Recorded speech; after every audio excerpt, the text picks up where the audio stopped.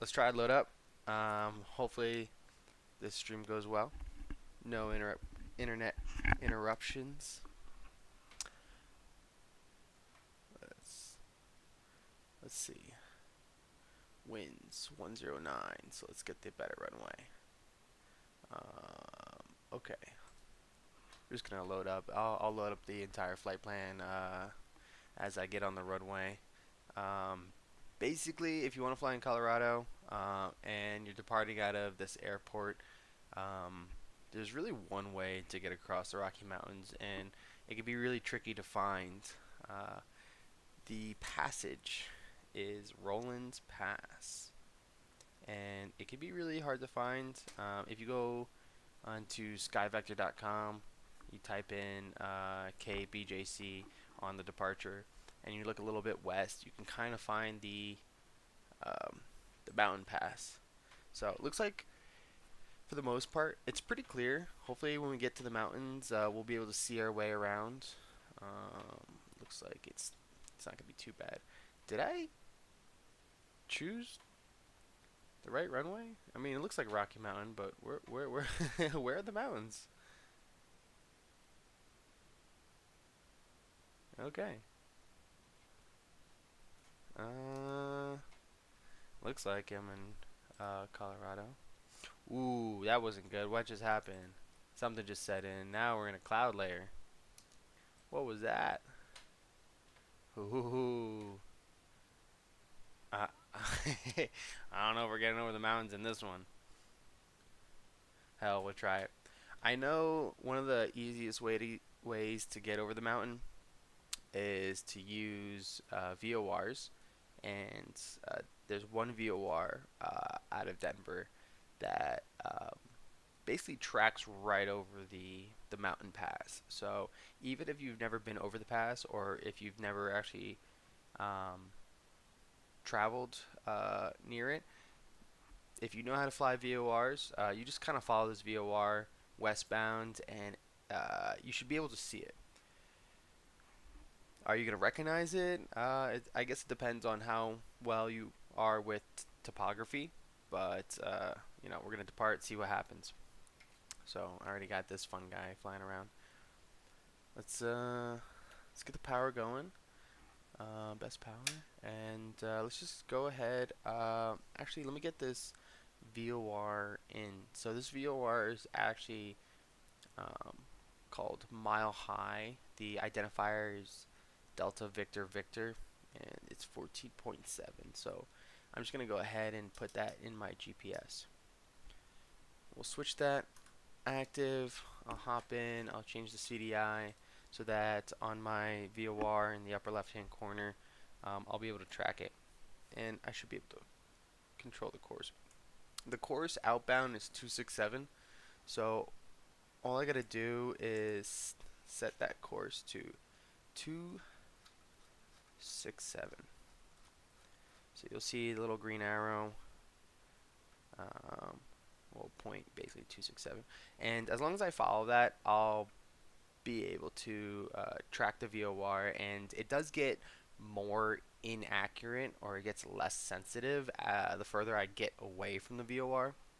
So it may not be the best approach to it, but luckily this uh, this mountain pass also comes with a GPS waypoint, so I can just plug in the GPS waypoint. Most of these uh, kind of VFR waypoints, they're visual waypoints. They're going to start with VP, for visual point, right? So I can literally just type in on flight plan on my GPS. I can type in VP, and then the rest of it is ROL for Rollins. So that's actually pretty easy to remember.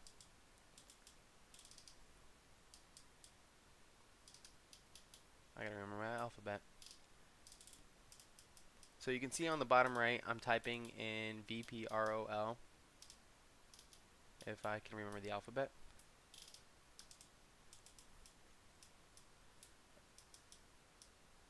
And bam, it pops up, US Southwest, that's the region we're in. And if I come out of the flight plan, actually, I'm gonna have to go direct. And what I'll see when I zoom out is the pass. That's the mountain pass we're going to be looking for. Now, as soon as I pass this mountain pass, I'll be in the clear.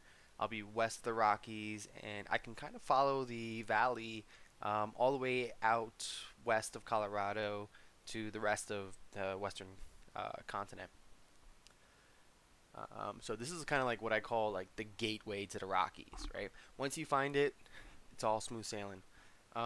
The cloud layer, it is below freezing. If I look at my um, outside air temperature gauge thermometer, I can see that's below freezing, and I'm already getting some icing. So I don't know if this flight's going to go well, especially if I'm going to be flying in clouds. And I definitely want to get above the clouds, but this is already concerning. Now, the point of this flight is kind of show you guys how to get across the mountains. So I don't think it's worth keeping live weather. Um, so I'm just going to kind of toggle that off, and then, ooh, nice clear skies. So I want you guys to be able to see the mountains, see how I'm navigating, both visually and with instruments, so that if you guys are in Colorado and you think about, mountain flying, you can kind of think about this flight and how to get across it safely. So I got my mixture set. It's a little bit leaned. I think I'm at max power. Maybe I can lean it a little bit more. Okay. So we got the power leaned. I got 10 degrees flaps in. It's not really necessary with this kind of long runway, but hey, short field takeoffs, right? So I'll keep my power full. I got my waypoint in, and after that, I'm probably just gonna like land in Granby, which is an airport right in the Rockies. It's kind of like in a valley, and I imagine it's a really nice place to go to. I've never been, but people tell me all the time, like Granby's cool. So I'm gonna keep my throttle full. I'm gonna release the brakes, and we're just gonna go ahead and take off. So I'm using both VOR and GPS to navigate to this waypoint, and that's what's gonna get me across the mountains. Um, I haven't really done this flight in person, and I've definitely been planning on it. So I definitely have some studying under my belt around this route. So I'm very comfortable doing this flight. All right, cool. So we got 55 knots. We'll take off. I'm going to trim out that climb. Don't want to climb too slowly. So I'm climbing at 65 knots. You can see on the bottom left is my primary flight display. It's going to give me my airspeed, my attitude, my altitude, right? And it'll also give me everything else like outside air temperature, ground speed, turn coordinator, and as well as VOR or GPS, whichever one I choose. It also gives me heading on the top. So this primary flight display is like phenomenal when it comes to flying. It's called the G5, and I see more and more aircrafts outfitted with this because it's very inexpensive and very useful. So no more runway remaining, clear of obstacles. I'm going to pick up my flaps, and I'm going to continue to climb at about 75 knots, which is going to be my best rate of climb. That means I'm going to be climbing um, at uh, the most altitude in a given time. So that's what I want to do. And as I kind of climb out, I'm actually going to go outbound a little bit towards the east. I want to be able to give myself enough time to climb to altitude. And how I'm going to do that climb is, well, autopilot. Why work more than you have to? So I'm going to turn on my, actually before I turn my autopilot on, I'm going to set my heading where I want it. I want to go east a little bit. Cool. So autopilot, heading, and then I'm going to select an altitude. And that altitude is going to be about 12,500. Now to pass it is about 11,500. That's like the base of the elevation of the mountain I'm going to be crossing. So I'm only going to be crossing at 1,000 feet. I highly recommend that anybody who crosses mountains do 2,000 feet. It's a standard for instrument. It's not standard for visual because all you have to do is keep visual separation. But it's best practice just to kind of go with whatever is the best practice, right? But for now, I'm going to set it up to 12,000 feet, and I'm going to climb at a given airspeed, and that airspeed is going to be 75 knots.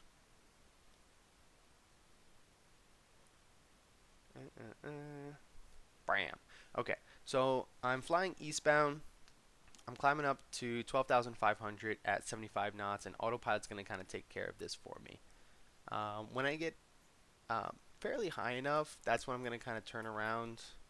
I think around like 8,000 feet, I'm going to turn around and I'm going to start heading towards the mountains. And at that point, by the time I reach the peaks, I should be at the altitude that I need to be in order to cross safely.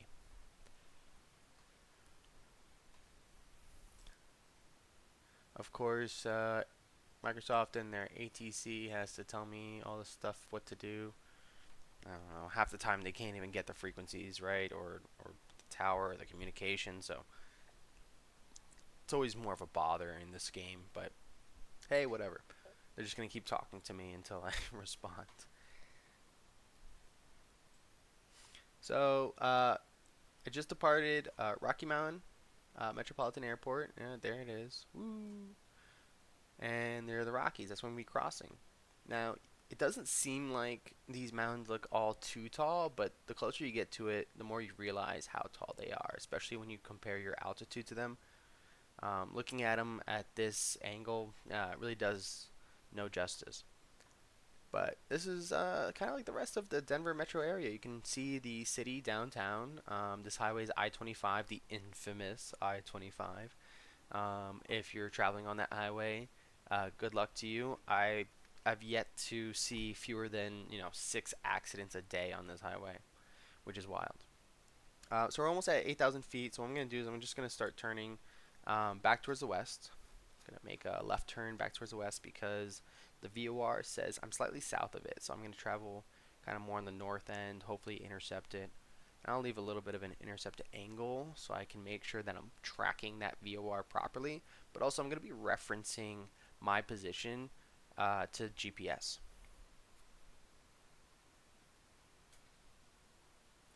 And you can see on my GPS little purple line, that's kind of what I want to be tracking, and that's going to take me direct to the mountain pass, which is also a visual waypoint. Cool, cool, cool. I'm coming into the VOR. I got a pretty decent intercept angle. I can already see that the radial of the VOR is coming into the center, which means I'm going to be tracking that exact radial 267.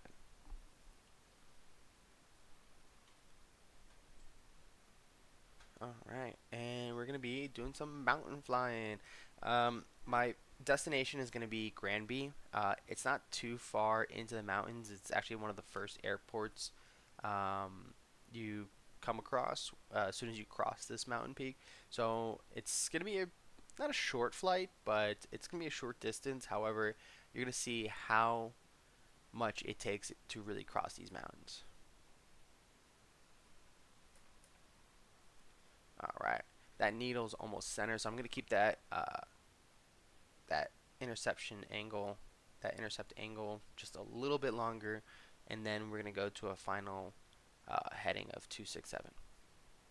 So we're coming back over Rocky Mountain Airport. We're well above their airspace, and we're well within Denver Bravo's airspace. And typically, you don't do this without some sort of communication or clearance. But it's a simulator, so we're just gonna have some fun. And we're gonna do some sightseeing. We actually kind of flew over my house. I live really close to Rocky Mountain Airport, and I think my apartment is like somewhere. I think it's like, let's see, airport, road, highway, major road. Yeah, I'm like somewhere in this area. I don't think it was even built when Microsoft 2020 was released. I think my apartment was actually made in like 2021 or 2022. So it's not even built. You can kind of see the land that it was reserved. I don't even know if this baseball field is there anymore. Unfortunately, I think we need more parks and recs area than you know urban living. But hey, who am I to say? All right, so our needle lines up. I'm gonna make sure that uh, we turn to that heading. Don't lose it. And basically, straight ahead now is gonna be somewhere um, is our mountain pass, and it could be between these peaks. It could be between these peaks. Who knows? But we're gonna fly this heading. We're gonna maintain about 267. So I'm about 1 degree off. And what I can do is to make sure we're on a proper GPS track. I just press direct enter enter, and the GPS just reloads. So I can see that uh, based off my heading, we're doing all right. If I turn on the data fields, it does tell me my desired track is 263, and that's not technically my track, it's my heading, and depending on the wind, my track could change. So it looks like my track is more about 265, and I could change my heading a little bit to accommodate that. So it's basically telling me I'm going to end up just slightly north of the pass by the time I get there. So I really want to take into heavy consideration my GPS, and you'll see that it says desired track, which is DTK, on the bottom right, and there is my track, which is 264. So I'm about 1 degree off. I'm not too upset by it. I can just turn the heading on the autopilot 1 degree left, and my desired track and my track should line up, which it did. So cool. We're going to be at our next waypoint in about 15 minutes, and so hopefully by the time we reach altitude, um, we'll be able to cross that peak. What's going on, Alex? I told you, like I said before, we're going to be doing some mountain flying in Colorado, so I'm going to be showing you the Colorado mountains now. It's not as pretty as Venezuela, but I hope you enjoy it.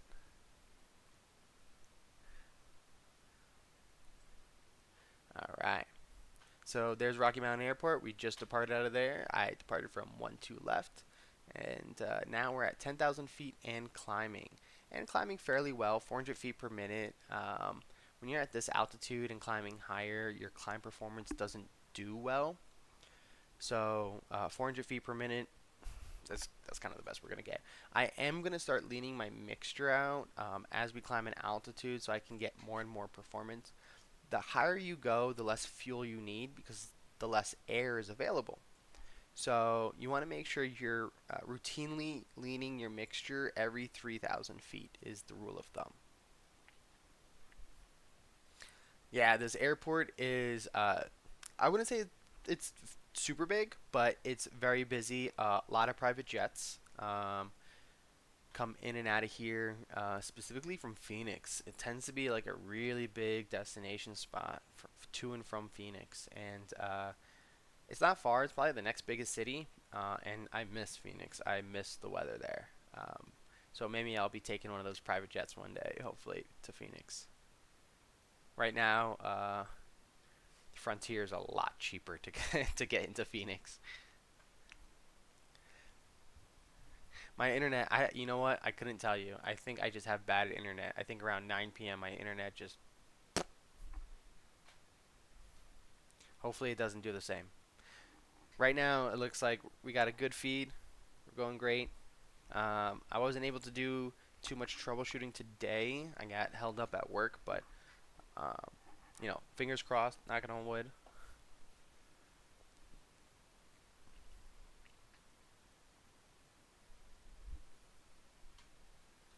All right, so we're starting to approach the mountains, what they call the foothills. It's just basically kind of like the start of the mountains. I mean, these mountains are endless. If I wish I could kind of give you guys a better idea. Right behind me are the same mountains. This is the map of Colorado, and you can't see it, but this is where I departed, and we're just going, not too far out. But if you see all this brown and gray, those are the Rocky Mountains, and it takes up about, I'd say, half of Colorado. Half of Colorado is just pure mountains.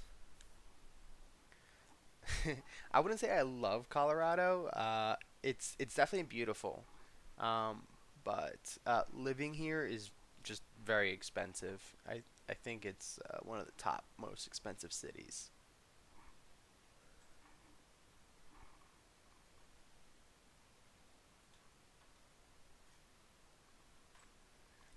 and you can see it just goes for miles, both south and north. And if you fly over these mountains, oh, it really gives you a sense of humility. Uh, you would never feel smaller. I mean, when you're in an airline, you're like 30,000 feet. The mountains, they look like sand. You know, it looks like sand castles. But when you're in a small plane like this, you really feel your mortality, especially if you have a really good sense of, the what ifs. What if my plane, like my engine just dies right here? Like, what if, an emergency happens? You don't have a lot of options from here on out. So there's going to be a point as I traverse these mountains where there's a point of no return. You don't have too many options turning back. So we always say every 30 minutes have a landing spot, but as you guys can see, if I had an emergency, there's not a lot of landing spots.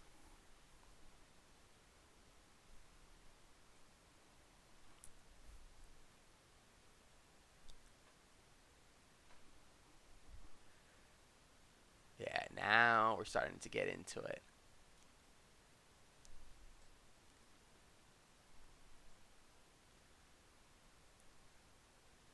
I look so small compared to compared to the rest of the land. Oh, there's Boulder. Bye, Boulder. You guys ever hear Boulder? So, baby, hold me closer.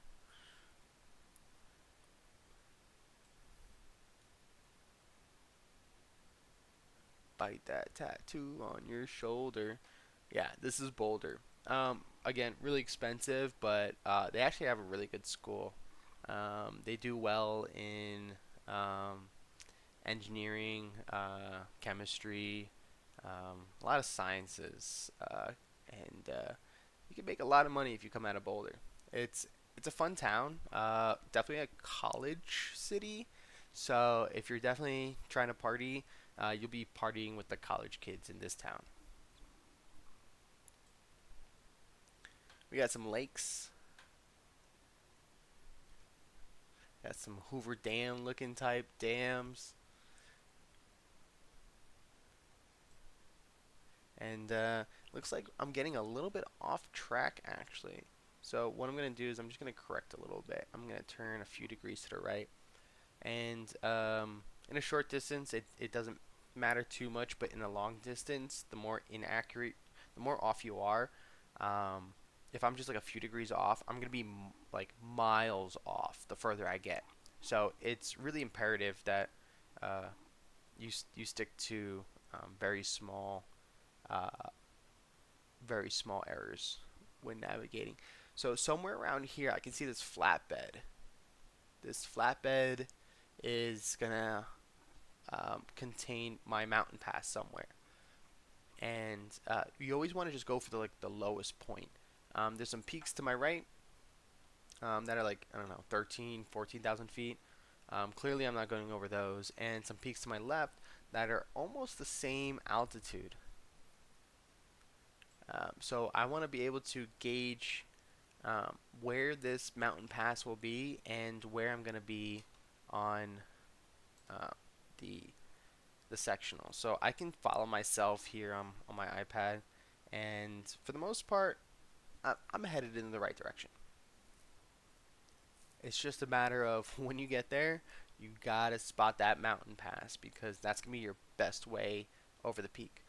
So we're reaching 12,500. The mountain pass is about 11,600. So I'm only gonna be about 930 feet above the ground, which is not a lot. Typically, you want to be more, and I might choose to climb higher. But hey, it's uh, it's a simulator, so we're just gonna have some fun. Alex, you are my biggest fan, and I'm hopping on just for you. If more people show up, great. But I definitely wanted to do this flight just for you, so you can see the Colorado mountains.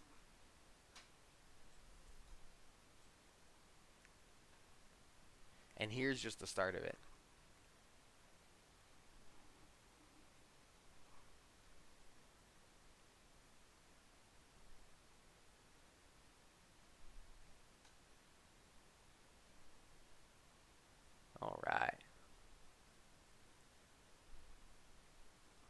Now, the reason I don't usually go above 12,500 is because when you get past that altitude, you actually get into such a lack of supply of oxygen that you do risk passing out. So legally, we're not allowed to be above 12,500 for more than 30 minutes consecutively.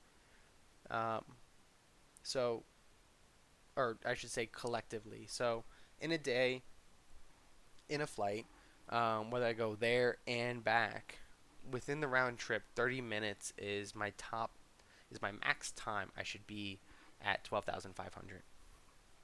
So I typically just stay 12,500 until I really need to go up. It's just common practice.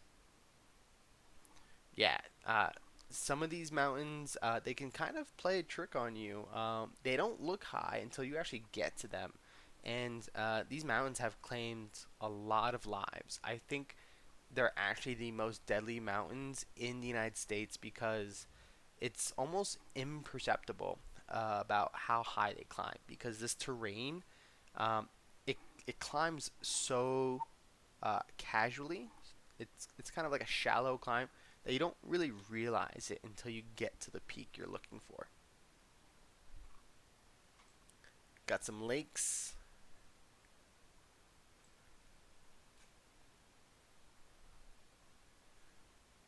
Netherland, well Netherland.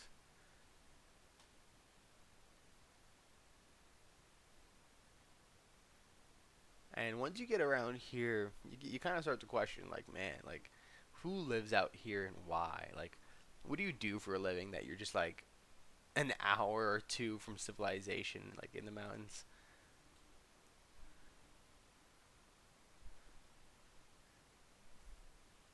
Yeah, I think it takes um, just an hour and a half just to get past this first ridge, and it takes about 4 hours to get across all the mountains in Colorado.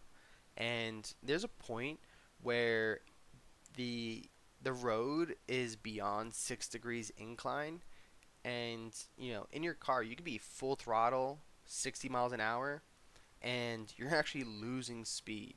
You know, um, so traveling these mountains is actually a really heavy toll on both a car and a plane. Okay, so right in front of me is the pass. We're actually approaching it. Approaching it. I do have it in sight. I'm very familiar with this pass, and right in front of me, you can kind of see it's like a corridor that kind of hides to the left, and you'll kind of see what I mean once I get there. But the lowest part is right behind this little tiny mountain peak.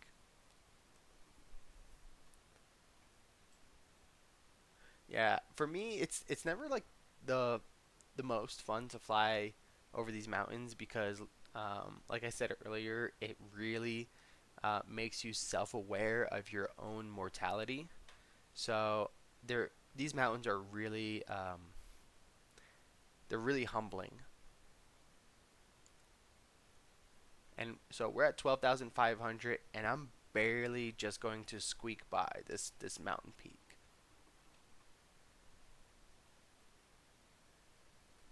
All right, I'm gonna lean my mixture again, see if I can get some more power. All right,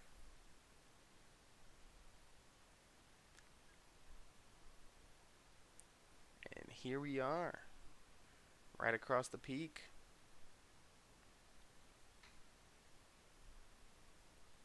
This is what I call the gateway to the Rockies. Because once you pass this peak, it's all valley. You're just kind of flying between the mountains, but the ground gets much lower and it's much safer to fly.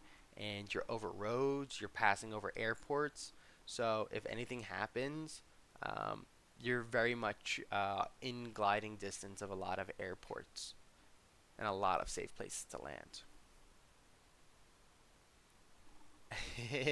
Right there on the peak, right? That's the place to put your house, right there on the peak. Yeah.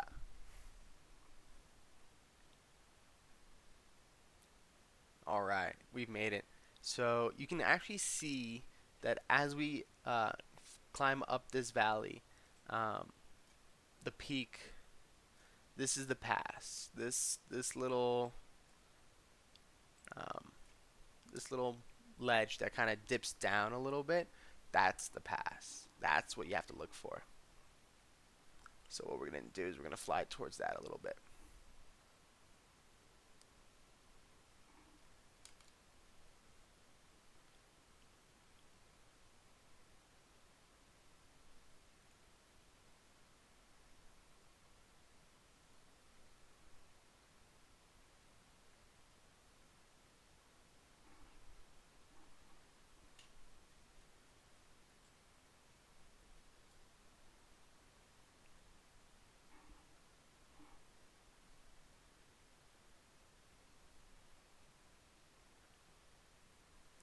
And you can kind of see that there is a flat area. So like if all goes bad, like I could actually like land right here fairly safely.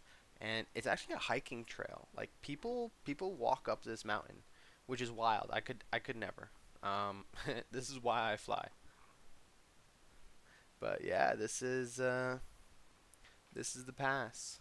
And you can see it just becomes like a giant valley after this. Um, it just turns into um, the rest of the Rocky Mountains. And now I'm actually thousands of feet above the ground after this peak. And that's it. That's how you cross the Rocky Mountains.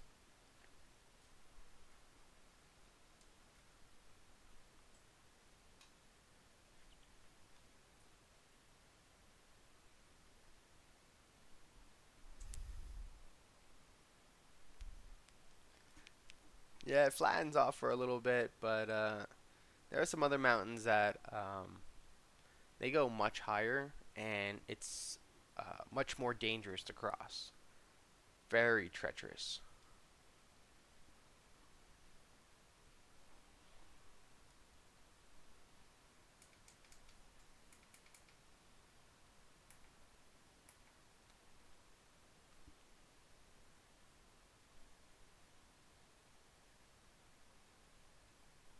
All right, we're just gonna keep flying towards this direction. I'm gonna actually tune into another VOR, and that's gonna take us right to another airport where I'm gonna land. 13.8 is the frequency, so I tune that in. There you go, 13.8. We'll change the course. Looks like I'm closest to the 008, so about 260. All right. So I'm just gonna keep flying this heading. So now we are in civilization, little town here. Um, it's the town of Fraser.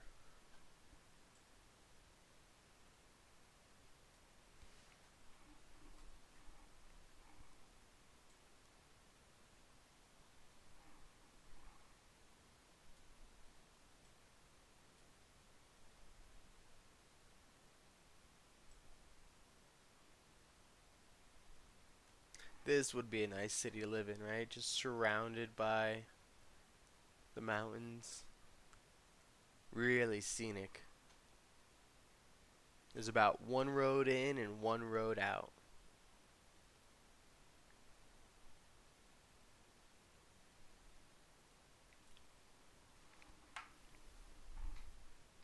Yeah, these mountains, they're beautiful.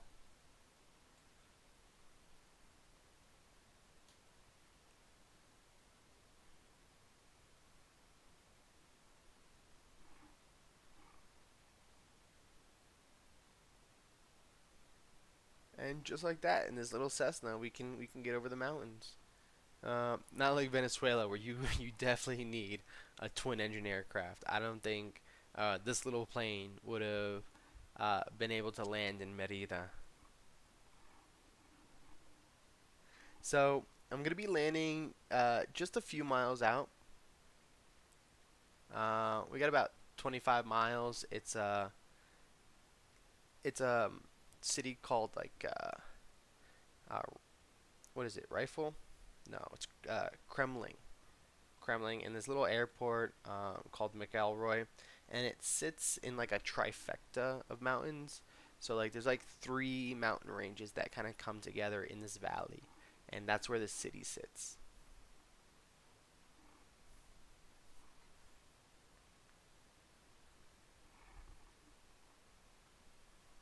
And we can kind of see on the map. On the bottom right, if you see RLG, the airport's gonna be located near that. You can kind of see the little purple airport sign that's coming up.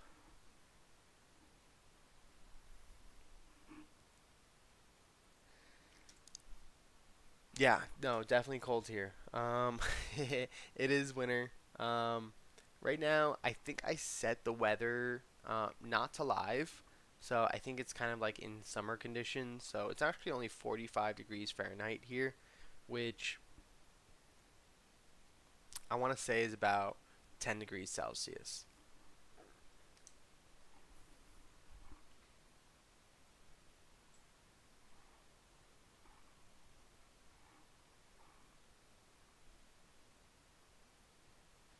And it almost looks kind of flat now, right? It's like, where did the mountains go? There's definitely more mountains south of us, and they get bigger and bigger. Um, and this is why it's safer to go over this mountain pass and just to fly the valleys because it's it's not really like a good idea to stay around mountains because if something goes wrong or if you can't see, um, the mountain's gonna find you, right? So you always want to make sure you have plenty of altitude and landing spots below you. So if something happened, I can kind of like float it down to some flatter areas, at least towards civilization. That if I become unconscious, people can get help for me.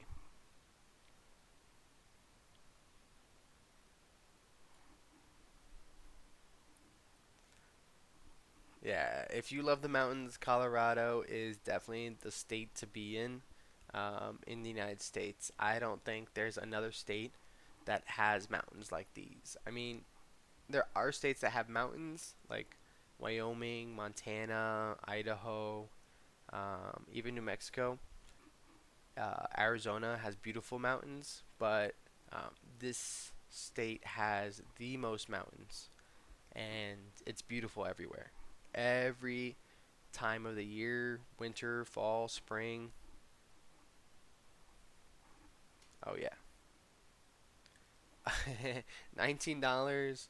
Uh, I can I can get you breakfast. I can get you an bacon, egg, and cheese and a coffee.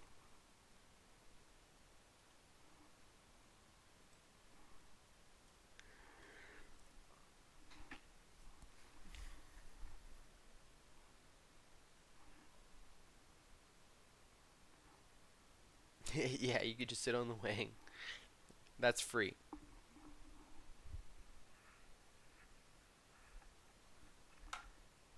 You can sit just right on top of the wing.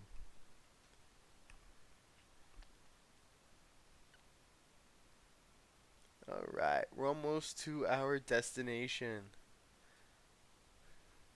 Nice little lake here.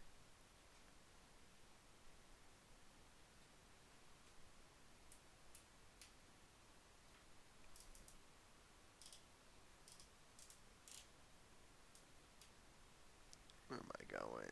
2-0 Victor.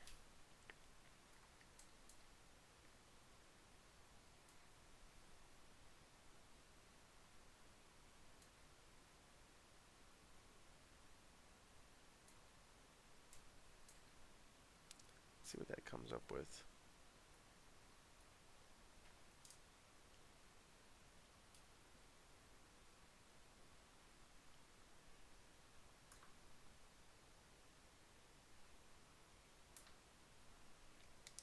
Yeah, it's not gonna work. It's all right. All right. So now we're gonna just start our descent.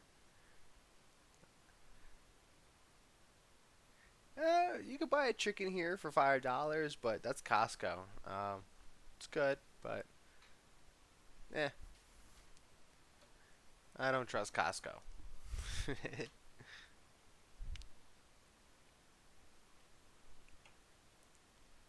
All right, so we're coming into the airport. I don't necessarily have it in sight, so we're just gonna kind of start the descent and just um, get lower to the ground, and hopefully it'll kind of come into sight. I do have it on my GPS, so I have some sort of situational awareness. So I'll kind of follow the GPS. I'll kind of keep heading this direction, and I know that the airport is about 7,400 feet in elevation.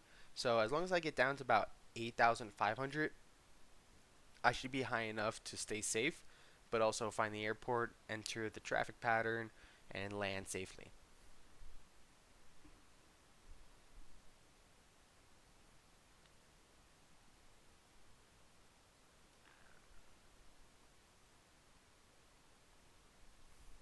So it looks like this airport is actually just south of a river and next to a road.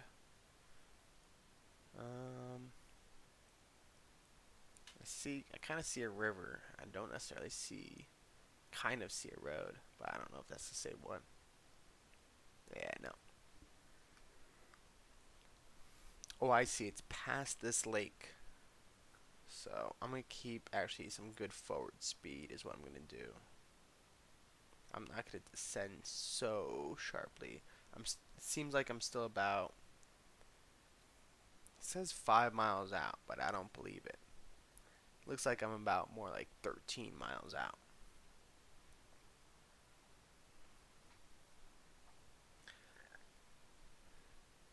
Well, I wouldn't say that these mountains are beautiful because it's in the first world. I would say these mountains are beautiful because they're not touched. Yeah, you got some, civilization, but I mean, when you look at these mountains, that's what I love about them. They're still in their natural state. They're not torn down. They're not destroyed with city and buildings. You get to look at it and really feel nature, and that's the serene part about it.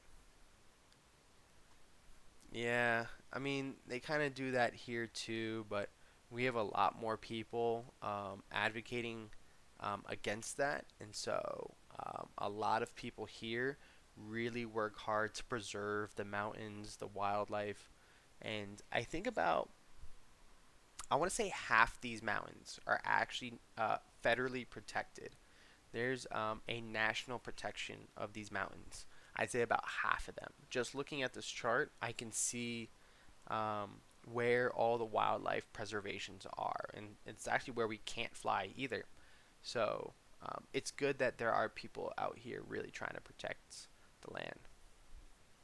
It's unfortunate that people are burning down mountains. Um, it's so pointless sometimes.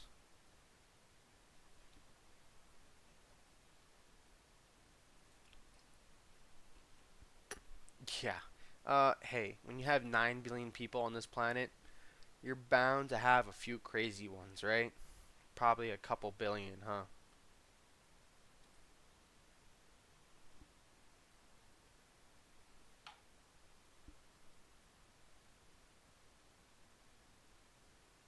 Oh, I see the airport.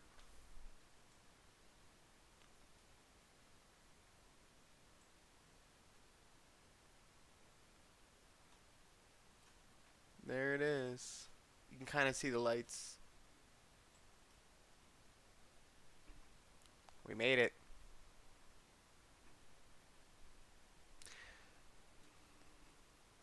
Yep. We're landing together. You and me. Let's do it.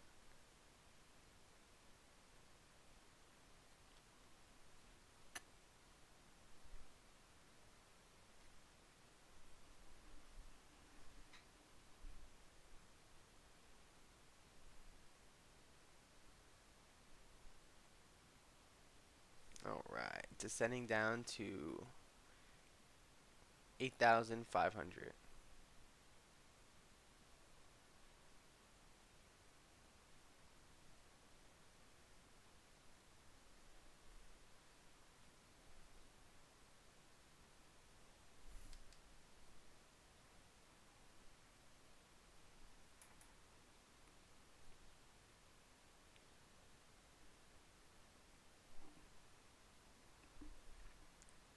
Yeah, it's a nice plane. Actually, these are very common for training.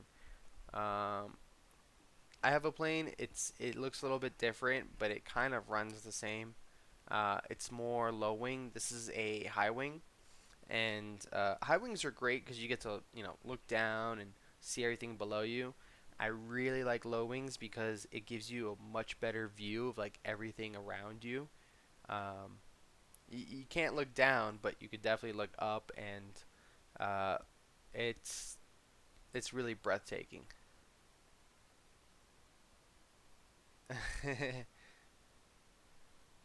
Did you did you download 2024 Microsoft 2024?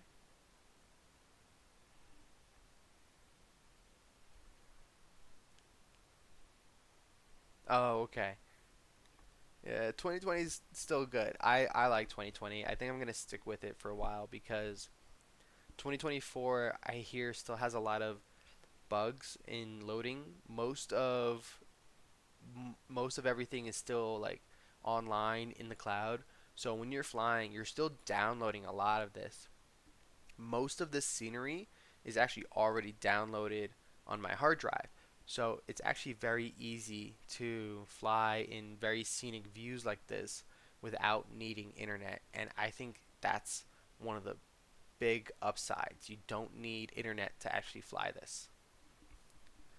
Yeah, so I don't think I'm going to be running 2024 either. I might just to see what it looks like, but there is no appeal to me. All right, so we reached 8,500. I'm just gonna level off. I'm, adding power, just trying to maintain altitude. I can see the runway straight ahead, and you can see now it's kind of like flattened out. Uh, the terrain is definitely very unique still, but it's almost in like it's almost like in a basin almost.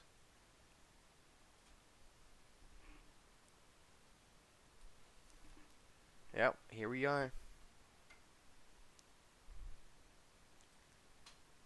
Now this is somewhere to live. All these rivers, middle of the mountains, just pure nature. All right, we're coming in for landing. So sometimes a lot of people say landing is the hardest part. Um, I don't think so. All you gotta do is just reduce your power enough. I basically put it to one setting. Once you get your airspeed set below 110 knots, I typically put the first 10 degrees flaps in. Gives us a lot of lift, but allows us to get slower without risking stall. And then depending on how high I am, I may reduce a little bit more power, but typically this is all you need. Once you get about below 85 knots, you go ahead and put in 20 degrees flaps. It'll give you a little bit more lift, but also gives you a decent amount of drag. So you really want to be careful about airspeed. And then on short final, I'll put in the last 30, and you can see my airspeed drops pretty low. I just don't want it to drop below 60.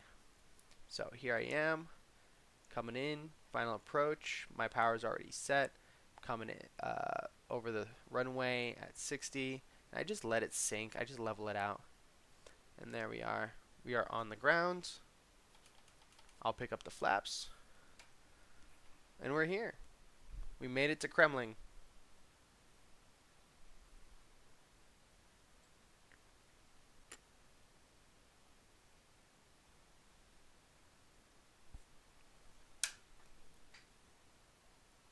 All right. Ta-da! We made it over the mountains, and we are now in the middle of the Rocky Mountains, enjoying the view, the river, and Kremlin.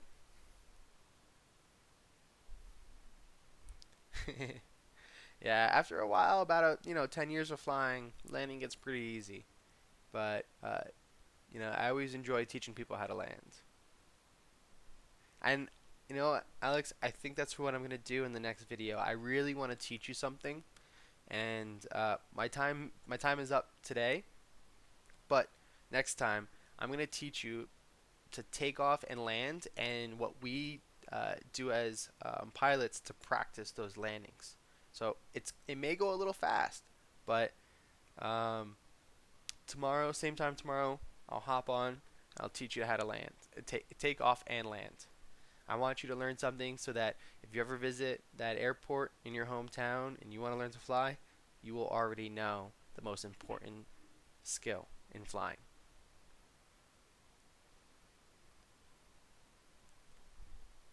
So I'm gonna hop off today, but I really appreciate you always hopping on, Alex. Price is free as long as you are watching here on Twitch. The lesson is free, and on my Instagram as well. I'll post um, uh, kind of like um, I don't want to say hacks, but I'll post small bits of knowledge on my Instagram, and that's just for people to learn so that they can save money in flight training. So my goal is to save as many people thousands of dollars in flight training. So if you want to be a pilot, this is why I do this. So tomorrow I'm going to teach you how to take off and land. All right. Well, I got to get a good night's sleep before work tomorrow, and you do too. So, Alex, get some sleep. I'll see you tomorrow. All right. Buenas noches.